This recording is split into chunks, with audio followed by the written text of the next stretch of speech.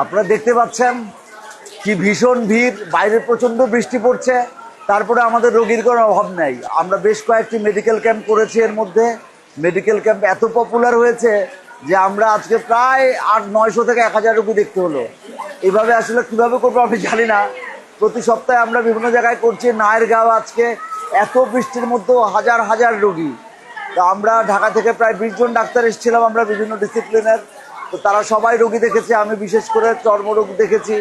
তাছাড়া আরও আমার ভাই ইএনটি স্পেশালিস্ট ডাক্তার তুহিন, সেও এসছে, আর অসংখ্য ডাক্তার ছিল।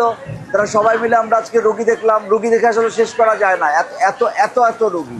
নায়েরগাঁওবাসীকে আবারও ধন্যবাদ দেই। আর আপনারা জানেন যে বিএনপির প্রতিষ্ঠাবার্ষিকী উপলক্ষে আমরা এই 2 মাসব্যাপী টানা আমরা হেলথ ক্যাম্পের আয়োজন করেছি বিভিন্ন ইউনিয়নে। তার ধারাবাহিকতায় আজকে নায়েরগাঁও আমরা এই অনুষ্ঠানটি করলাম এবং আমরা অভূতপূর্ব সাড়া পেয়েছি। আয়োজকদেরকে অনেক ধন্যবাদ, নায়েরগাঁওবাসীকে অনেক ধন্যবাদ। তাদের যদি বিন্দুমাত্র উপকারে আসতে পারি এজন্য নিজেকে ধন্য মনে করব। তাছাড়া আমাদের আরও কিছু প্রোগ্রাম রয়েছে, যেমন আমাদের 31 দফার লিফলেট বিতরণ করছি। ফাঁকে ফাঁকে আমরা বিভিন্ন বাজারে, বিভিন্ন মহল্লায় গিয়ে আমরা মানুষের মধ্যে 31 দফার প্রত্যেকটা দফা আমরা তুলে ধরছি এবং তারেক রহমানের ভীষণটা বাস্তবায়ন করার চেষ্টা করছি। ধন্যবাদ সবাইকে।